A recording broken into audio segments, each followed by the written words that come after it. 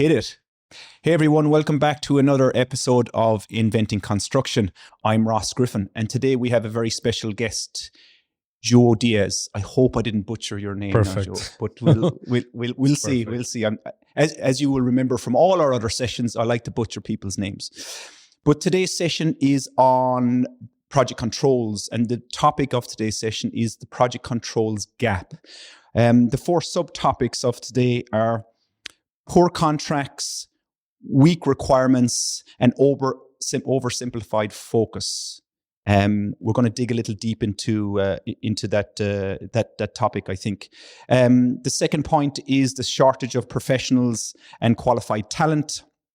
Third point today is the role of professional associations and industry standards. And finally, data governance, AI, and the digital challenge. But first, I think it's very important that João introduces himself, and maybe you can give a little bit about your history, your background, education. I believe you've lived and traveled to many different countries, so I'm interested to hear what that's about, and I'm sure our guests are as well. Sure. Our guests are, our listeners are as well. Perfect. Hope you have a half day to go through it. Yeah. Thank you, Ross, for having me today. It's a big pleasure to be here. Despite the cold outside, it's great to be back to Copenhagen as well. Yes, myself, João Dias, originally from Portugal. I'm a civil engineer by degree, and I just finished my second master's in data science. Okay. That's why I believe I'm entitled to speak a little bit about AI and data science in the construction, and especially related to project controls. In terms of my professional background, being a civil engineer, I actually started doing cost estimation at early stages. The first 2-3 years was doing cost estimation at the tender stage with a little bit of planning. And after that, just always dedicated to planning and scheduling mainly. Obviously, from tender planning and scheduling to execution, delay analysis, and claims. And most recently, as a head of department, obviously having the responsibility of developing processes, procedures, all the digital setup. I've been there.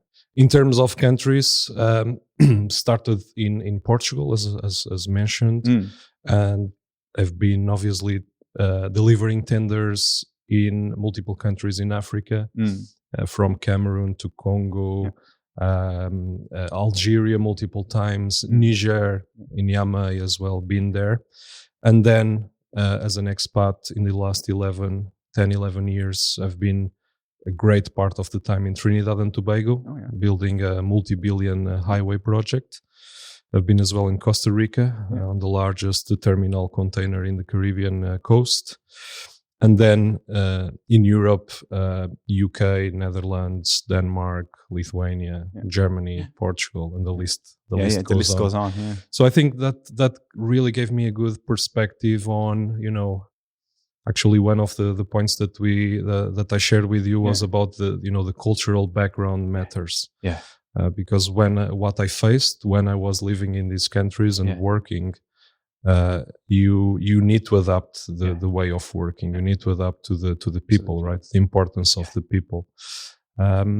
And here I am today. Here you are today, yeah. So you're currently living in Portugal now? Currently living in Lisbon, indeed, since last summer. Even though mainly for international projects, but based in Lisbon. Interesting, actually. Our backgrounds are quite similar. Worked in lots of tenders down along the African coasts as well.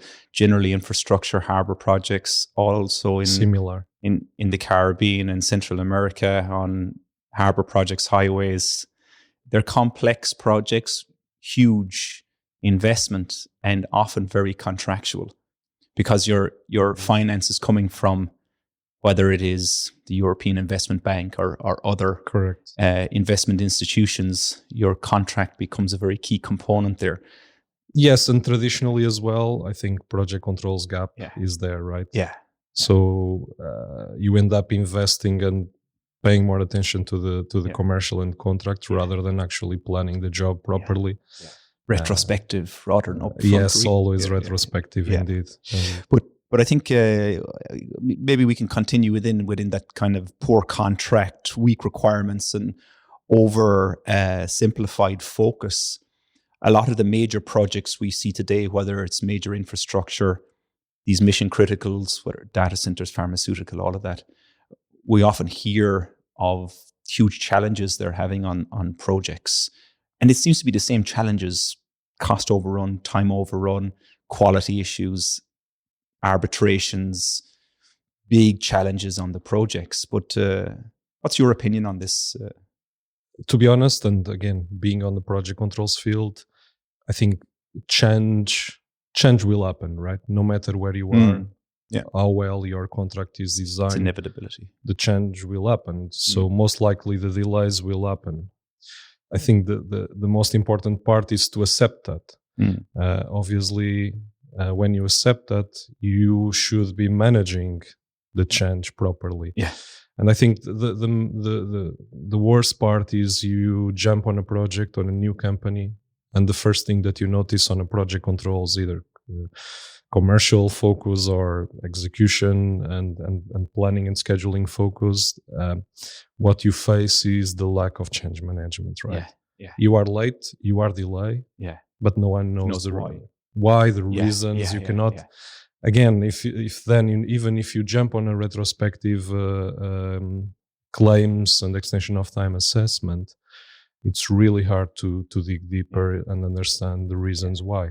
And that is, I think, one of the main issues is the lack of change management. The core thing for me. Yeah, I think a lot of people working on the project don't understand what they've signed up to do in the contract. So they don't understand what is a change or the impact that has. And quite often, the people that are instigating change aren't really thinking about it from a commercial or time perspective. They're thinking about, we need to get the project done, hurry up and get it done. So change happens without a formality behind it. Correct. And it's just people on site maybe giving instructions verbally with a written follow-up, kind of get things done. Absolutely. And then we're just moving ahead. So there's no center point of basis of where that change came from, how it's impacting time, how it's impacting cost. We get to that huge challenge at the end going, what the hell happened? Exactly. And again, for me, it's not just external change, right? We could be here discussing the change that you might convert into a change order or a variation and you submit it to the client. For me, it's not just about that. It's the internal change. Yeah. It's the change that came from you, whether taking a mitigation action, changing your strategy of execution. Yeah. No one is recording that. Yeah. And that's my priority every time I jump on a project, on a company, leading a department, is to set up this principle. I need to track change. I need to know what's going on in my project, no matter if it's going to be converted into a change order, a variation, or internally design development or internal process, as you say. And that's a big component. And you feel that there is a trend in the industry that you are hiring a planner or a quantity surveyor to execute or to prepare a schedule or to do a cost assessment, but no one is focusing on this particular component, in my view. And that's why you keep failing, you keep postponing, and you don't know the reasons. And we also see like the oversimplified focus on it. You would imagine from the previous projects and the experiences that we bring with us from all the projects we've worked on over the years that we'd be bringing a more structured, organized approach to the projects. You know, coming on to a €1 billion project, understanding the type of team that you need to manage change or commercials or time, quality, whatever the case may be. But we always seem to go, no, this project will be different. No, absolutely. I mean, you start by reading the contractual conditions. You often find listed some of the functions, right? You might find, we need a construction manager with this year's amount of experience, this background. but you don't find the same requirements for a planning manager, planning engineer, even a quantity surveyor, and so on. So it's really hard from that perspective how these mega projects are done. And often we see that actually some of the profiles and resources necessary for project success aren't even stipulated in the contract as a requirement. Like we often see that the need for quantity surveyors isn't even there. You end up having project controllers managing, again, retrospectively, what has happened. Correct. We've a variation coming from the contractor. That's an impact on the contract value. That means that the contract's going to go up. Yeah, but why? And how come we're only catching it now, 6 months, 9 months, 1 year later? Yep. Why haven't we caught that at the beginning? Coming back to your change management piece. But also we find that often the project controls professionals don't have the knowledge, the technical experience around commercial control, contractual control, to understand the impact that this information flow is having. No, absolutely. I mean, and that has been always my path, right? I always I try to find a way of learning by executing, learning by doing. And one of the ways that I found obviously was to be exposed to different form of contracts, different countries, different companies, because obviously you probably noticed that there is no formal education especially for project controllers, right? Unless you are exposed, most likely you don't reach the perfect level. Luckily, I got exposed to FIDIC form of contracts, NEC. And I think the NEC was the point where I really moved into that change management component, right? The early warnings, the compensation events. And I think that really gave that contractual commercial perspective that in FIDIC you don't get. FIDIC is purely retrospective way, right? It's pretty much you keep executing, and after 3 to 6 months of having the issue, you will prepare your extension of time claim, right? While NEC, it's prospective. The half-step scheduling, the way that you need to position yourself. And the time barring piece is obviously key to it as well. You can't wait 1 year, 2 years to go, oh, by the way, 2 years ago this happened and now it's going to cost you this on time and cost. So the NEC, the UK contracts, for any of the international listeners out there, they are quite contractual, I would say, but project controls perspective, they require you to do a lot. But that a lot means control to a certain degree. You need to have your commercial team. You need to have your scheduling team. You need to have your admin team writing the letters or whatever way you are communicating requirements within under the contract. But I think that on an international perspective, FIDIC is I find it's still a good contract to have when compared to a lot of local contracts. Like FIDIC still stipulates what needs to be done to a certain degree. It gives good guidance in comparison. For example, we have the Danish contracts here in Denmark, and really they're very general in comparison to FIDIC and or the NEC form of contracts. The AB contracts are very loose in terms of there's no real guidance. All they're suggesting is that you do something around cost or time, but they're not saying that you need to have A, B, C, D done every month and you need to have this and this in place. It doesn't really say that. No, I mean, I agree with you. I mean, instead of reinventing the wheel and having a bespoke local form of contract, I would rather go to FIDIC. But if I have the option between NEC and FIDIC, I will definitely go to NEC. From the perspective of project controls, as you explained, I think it really frames it in a much nicer way from, again, the prospective point of view. I rather have it done in that way because I used the example when I was in FIDIC contracts, right? Usually, and when I was in the beginning of my career, you will sense a lack of commitment from the team to reflect, again, prospectively, the way that you needed to execute the contract and execute the works. So after 1 week, 2 weeks of not having a schedule that represents, what we need to execute in the upcoming weeks, the construction team starts to lose the confidence on the planning team, the confidence on the schedule. When you are on NEC, obviously the perspective changes because you need to reflect it. Your early warning needs to be included straight away.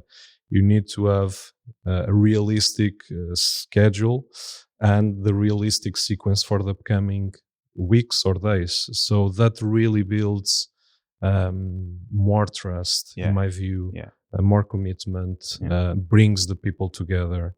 And I think that's key. Because it's not a nice to have, it's a need to have. You have to do it to be compliant with your contract. Of course. And so it's enforced. And if it's enforced, we need to do it.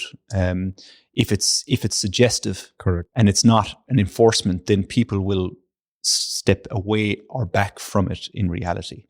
And that's the biggest challenges, I think, out there when it comes to contracts is twofold. It's people's understanding of what's necessary in contracts and people's understanding of the contracts themselves. Because the contract might be weak, but for you control, you might need to do more than what the contract is asking just so to control your project. Absolutely. And it's in your best interest to maybe consider that in relation to setting up the project. As you see, oversimplified processes, oversimplified execution methodologies. Yes, I think the problem is obviously, as you probably notice as well, is, the contractor won't take the initiative. You don't have to. On its own. If it's not written, if it's not a requirement. Why should they? Exactly. They'll manage their internal to make sure that, their EBIT and their profitability is there, but they're not going to go over and above what is contractually required of them. Because if they go over and above what is contractually required, it means putting additional resources against it that they're not getting paid for. Exactly. So you as a client, you have the responsibility. And just asking the contractor to do something is not good enough in reality. Exactly.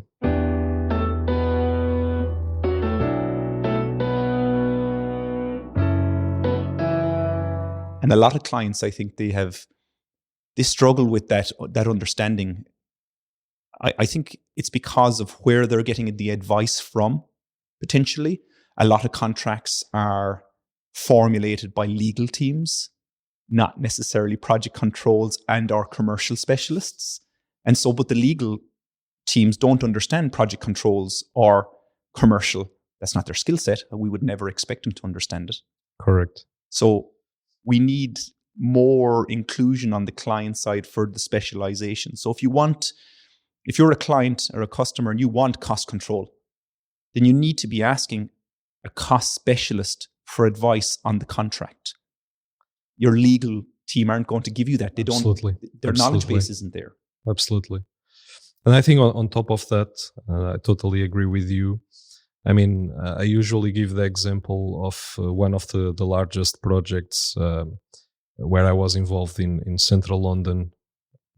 I will not mention the name, but one of the largest railway projects crossing. I think we can all guess, but we yes, go on. west to east of London a couple of years ago. Yeah. And talking about planning professionals, right? The client side, the developer, usually advertise job positions paying half price of what you'll get on the contractor side. Yeah. So what do you expect to get, right? And I think that's what not only, but one of the part is also one of the parts of these project control gaps is also there. Clients look into the function, the commercial function, the project controls function as a something additional, and therefore trying to save money there, right? And then you get the result. We have done a podcast on this before about capital works projects and the approach to client-side teams. So most capital works projects, they approach it by hiring people, commercial, legal, project controls, schedulers, hiring people into the client's team for a capital works project of 4, 5, 6 years.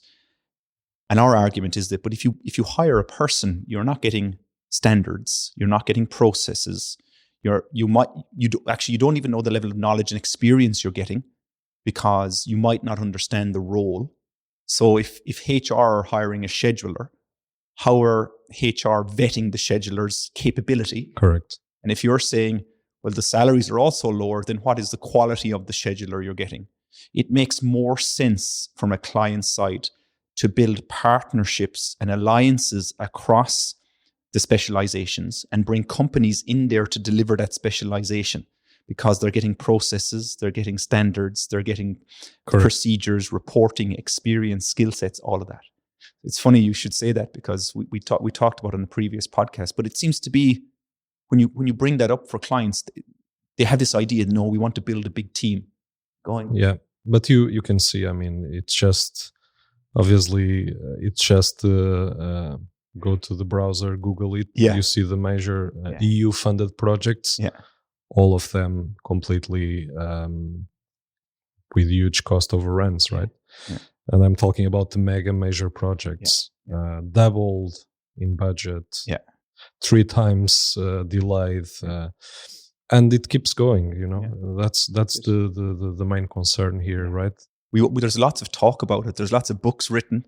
There seems to be lots of advice given on how to set up projects and how to approach them in order to be able to mitigate overruns and quality and lower quality and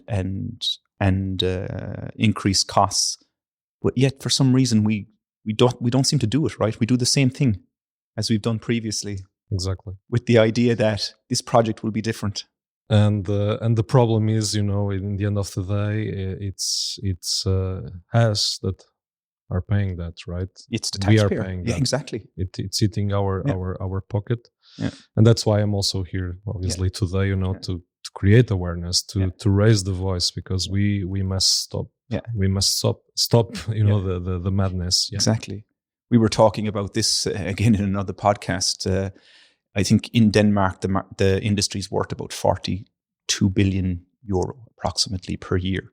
Imagine if you could save 10%, 15% correct of that industry in good quality contracts, procurement, design, project controls, what you could do socially with all that money. Exactly. Imagine, that's just Denmark. Imagine across Europe now. Imagine in Portugal what you could do. The infrastructure, the schools, the healthcare, all that you could invest in. No, absolutely.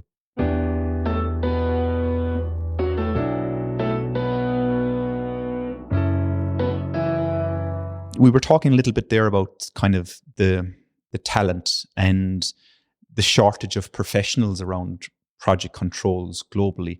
And I know from a quantity surveyor from Ireland that many countries don't teach our profession. Actually, many countries don't even have the profession in the industry, and it's not something that's viewed as a separate discipline at all. It's mixed in with all the other disciplines. If you're the electrical engineer, you're doing a little bit of cost. If you're the mechanical engineer, you're doing a little bit of cost. If you're the landscape architect, you're doing a little bit of cost.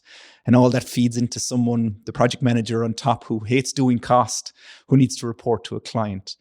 And it was an eye-opener for me when I first went internationally to see this, because of the volumes of money that's been managed and the quality, the level of quality that we're actually getting.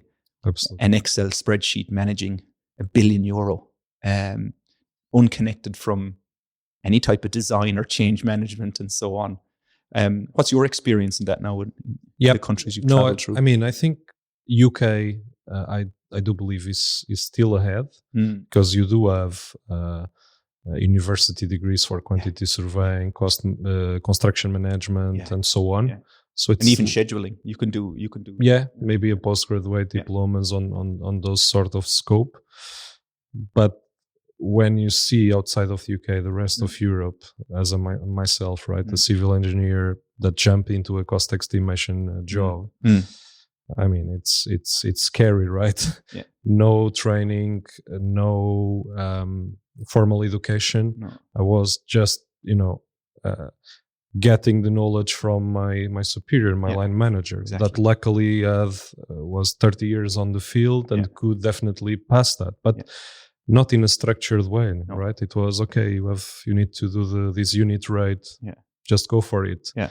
And then obviously through errors, through asking, you end up preparing your cost and your unit rates. And that's a shame, right? And I don't feel that since 2009 till now, the things changed. No. Once again, UK is a little bit ahead. Yeah. The rest of Europe is still static. Nothing changed. It's amazing, really, because business owners, when we ask them this question, they reply, "No, but of course not. We can't possibly do our accounting ourselves. We have accountants or specialist financial support for that." And so our response is, "But how could you possibly expect a project manager or project director, or even an architect or engineer, to manage 100 million, 200 million, €1 billion project for you? Surely that's impossible." Yep. And suddenly we see this light bulb moment go off and go, "Geez, you're right. Like, how are we going to do this? What should we be doing?" And we always say, well, there's professional consultants out there that specialize in these areas. Doesn't it make sense you bring them into the team? Yes, it's going to be additional expense to your project, but if you don't do it, you run the risk of your project, as you mentioned, going 50%, 100%, 200% over budget.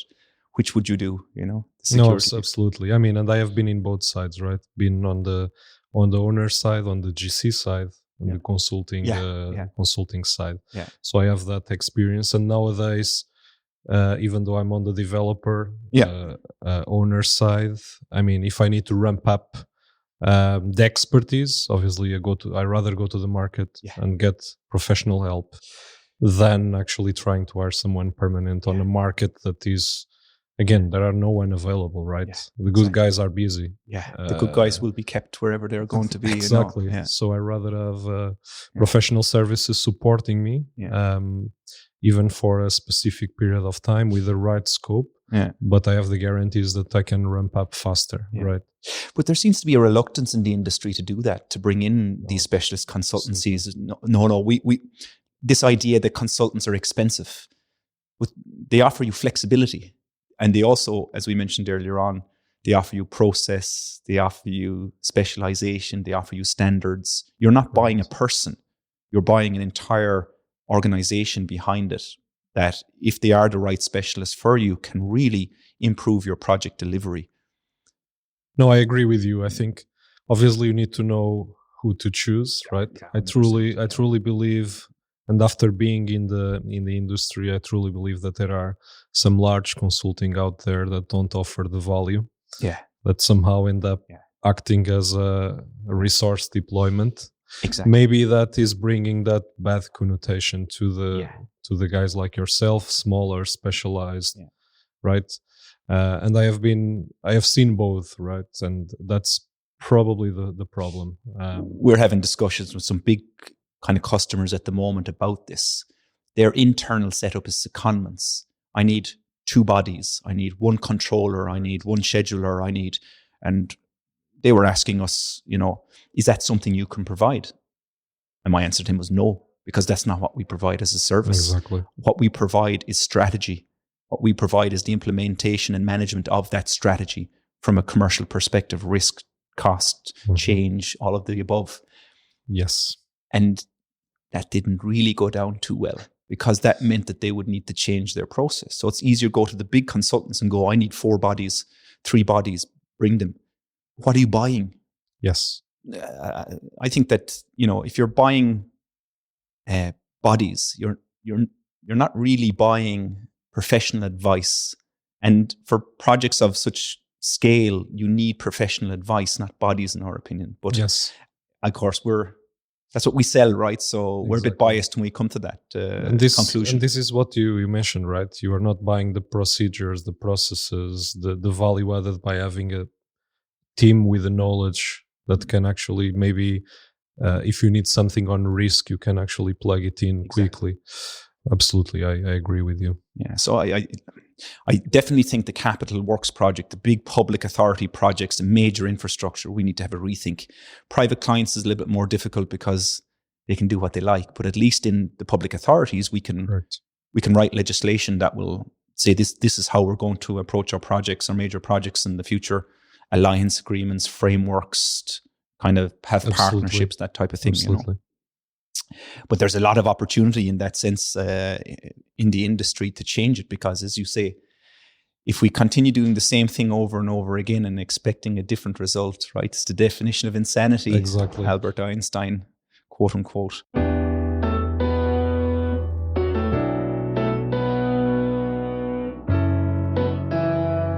How do you see then the role of the professional association and industry standards in helping to improve this?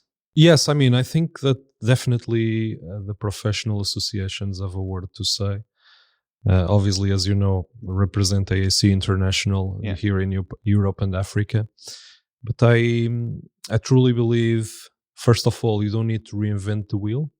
Some of the associations do have the value and the added value of preparing, organizing recommended practices and really support, having the right basis, something that you can adopt and deploy in your day-to-day work. 100%. And then again, the function of creating awareness, I think it's extremely relevant, right? As I was explaining to you, at the moment through AAC, we are in touch with the Portuguese Association of Engineers to bring that cost engineering component, right?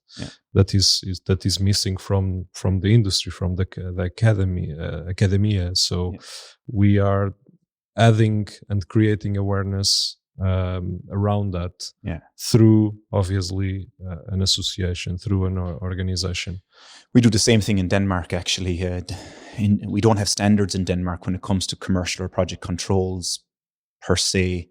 We have a lot of work to do there. So we're members of the RICS, the Royal Institute of Chartered Surveyors, and they have a lot of standards built up over, we're talking hundreds of years worth of work here. So our discussions locally are, well, why not look at these standards, take what suits the industry. If you need to alter it to fit the industry a little better, whatever the case may be, but let's not sit around for 5 and 10 years discussing of how to create standards. Let's just take what's already there and get on with it. Like IFC and Building Smart, what they're doing, ISO standards, that global standard, start with those global type of standards. It will also mean that in times of pressure, when the industry is under pressure and you need to attract companies from abroad, that they're already used to working in these global standards, and it makes the integration much easier. No, absolutely. And also it's the integration, but also the sharing of the knowledge, right? The education. So if you in your organization, you are using AAC, RICS standards, obviously if you are hiring abroad, most likely you might find professionals with that knowledge because they studied, they have received training already, so it's easier. It's easier, definitely. Obviously, AAC International, especially for the cost engineering segment, forensic delay analysis. Some of the RPs, the recommended practices, are widely adopted. And you know that if you are doing an extension of time claim, you need to follow a methodology or from AAC International, from the specific recommended practice. So you don't necessarily need to reinvent the wheel. Exactly. It makes the approach to it much easier, doesn't it? Where you can just follow the process already predefined. And you need a skill set, obviously, to be able to apply it. But as an example, right? I mean, what I usually do with my teams, project controls teams, the first thing that I bring into the table is actually the RPs from AACE, the standards from PMI, and these are the entry points for the junior planners, for the junior cost controls. Just read it; it's there, and then let's discuss it. Let's see what can we deploy on our day-to-day. What benefits you can get from it? If you follow it, if you don't follow it, what are the reasons behind not following it, etc. Absolutely, and it's a shame that you see on in the European industry, right? There is no requirements. You are reading the contract, you are reading the job ads from those clients, from those developers, owners, and there is nothing. There is not even certifications required, right? But I'll go back to the people that are generating the contracts and their skill sets. In reality, it's up to the client and customer to understand that there's a gap there and maybe bring in the professionals to be able to advise on those components Otherwise, you're going to get a legal document with no real requirements around project controls, cost scheduling, whatever, risk management, change management. There's nothing, in reality. That's a difficult thing because often the customer is really looking for advice from their legal representatives. So maybe it's not a customer decision or a client decision. Maybe it's the legal representatives that have to put their hand up and say, actually, we don't have this knowledge. We need to bring in someone to help us with this piece. Otherwise, we're going to continue doing the same thing over and over again, same results. But our final point, though, today then is the data governance, AI, and the digital challenge. I think AI is the top of everybody's discussion list for the last year and a bit since ChatGPT kind of blew everything out of the water, and everything is AI now. Personally, I think AI is useless without standard, good quality data. We don't have any standards in the industry. I do believe in the future we'll automate a lot of what we're doing. The change management piece, project controls, time scheduling, that integrated piece. I think there's a huge opportunity here to be able to kind of use machine learning to help us for prediction and all of that. But first of all, we have to get to a standards piece before we can make that happen, I guess. Yes, I mean, obviously the term AI is quite wide, right? You have multiple segments. Yeah. I do believe, not necessarily immediately, but as we advanced and as AI keeps improving, the models keep improving. Yeah. I believe that the data quality, the data structure at some point won't be relevant, anymore. But obviously at the moment, definitely you need it, right? In order to take anything, especially if you are trying to deploy some predictive analysis, definitely you need to have the right data. Yeah.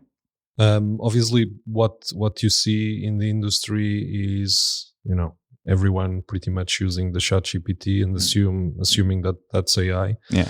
But there is much more than that, right?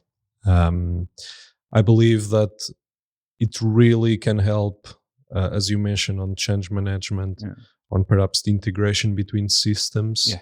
You might see a big evolving pattern on that. Maybe even the old APIs will be substituted by agents, speaking between them. Yeah. We don't know yet because obviously the things are also changing quite fast. But there are definitely benefits on testing it, on using it, on exploring that, right? Absolutely. I think what you see is organizations are not able to really cope with that evolving environment. No, the knowledge base isn't there at the moment. That's the reality of it. Exactly. And also, in the end of the day, the policies are not there. Yeah. So you end up perhaps working on an organization and you are still using your personal account on ChatGPT, right? Yeah, it's exactly. Pretty much the trend. Yeah. So I think there is a huge gap. Yeah. A huge gap there. Organizations could be much more well prepared on that front, and start obviously taking advantage of the multi usage and the massive usage of LLMs, specifically ChatGPT or Copilot. But it will language take models. Yes. What I think what's interesting about it is that a lot of companies still aren't working off cloud-based platforms at the moment and still working locally on their laptops and computers. So you're talking about moving into a complete different age of integrated systems in order for kind of these support functions, AI support functions to come in. So what might end up happening in the future is you'll get this exponential growth pattern once we get a large majority of companies on board in terms of cloud-based solutions, this huge growth pattern within AI and what the function it can bring. And I often find in conversations, conferences, or when we're presenting and stuff, what we'd say to people is that whatever you think you believe the future to be, it's going to be something completely different to that. In your wildest dreams, you can't imagine what it's going to turn out like, because we just can't comprehend the impact that this is going to have on every single thing that we're doing right now. Yep. Now, what we don't understand is the timeline. But inevitability, absolutely, tells us that it's going to be astronomical, the impact. And like even internally in the conversations we're having within Cosmos about this, about the impact, we're still on an educational journey like everyone else to understand what really is AI. AI is not a search engine. Like AI is an additional resource that stands beside you and helps you doing all the administrative or the long, slow processes. This can support in seconds any of these kind of applications or requirements that you might have, Absolutely. I think the major question is we, as you are aware, we have not been able to do even the basics, right? With the technology that is available now, exactly. Right? If you ask, on Monday I was asking on AAC symposium in London, who from the audience actually have seen schedules integrated with the ERP system, with the financial system. No one. I mean, but this is possible. I have seen it in a large organization on the renewable sector. But you go to the contractors, the schedule does not speak with your cost.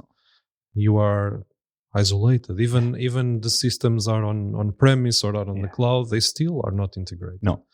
And these are basics, right? You could integrate this with a 3-month exercise task force, and no one is doing that. So that's why sometimes I wonder where are we going to be with the AI? To which extent are we going to deploy that? Is it just agents that help us with smaller tasks? Are we going to benchmark all the data, cost and time data?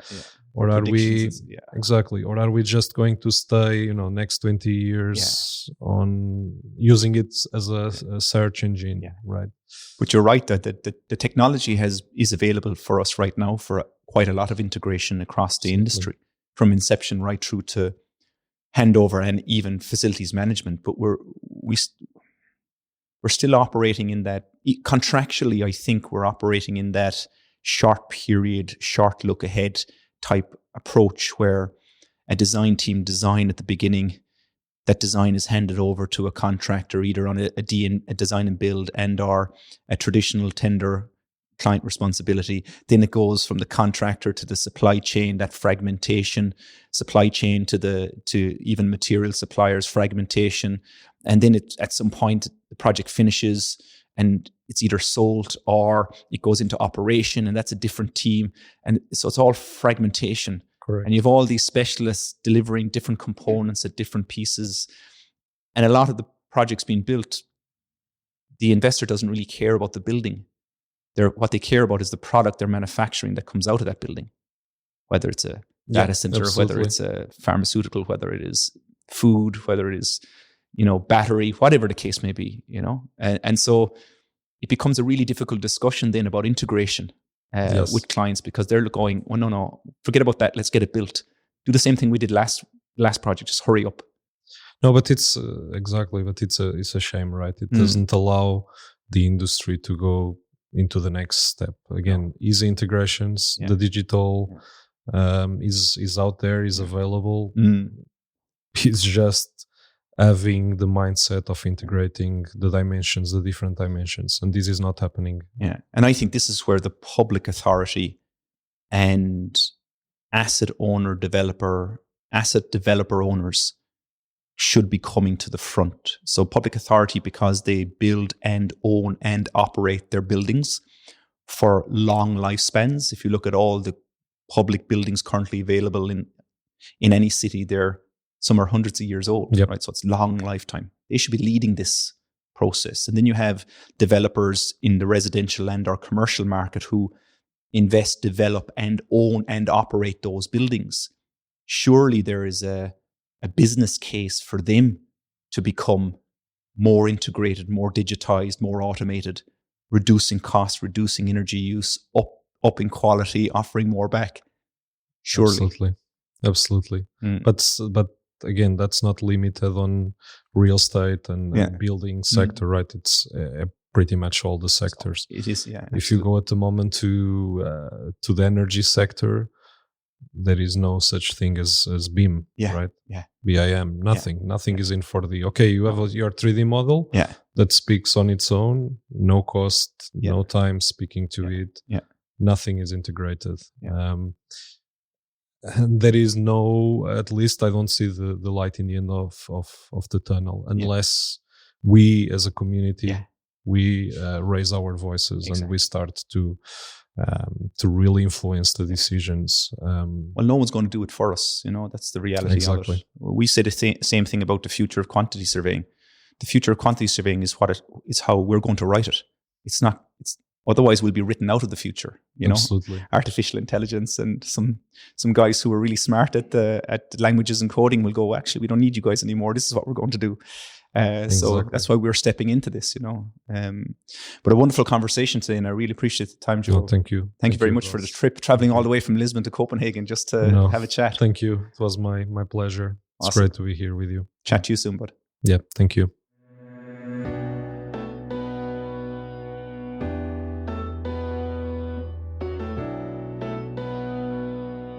Thanks very much for listening. There's a LinkedIn link below in the show notes. We would love to connect with you. We hope you enjoyed it and have you with us in the next one. Thank you very much.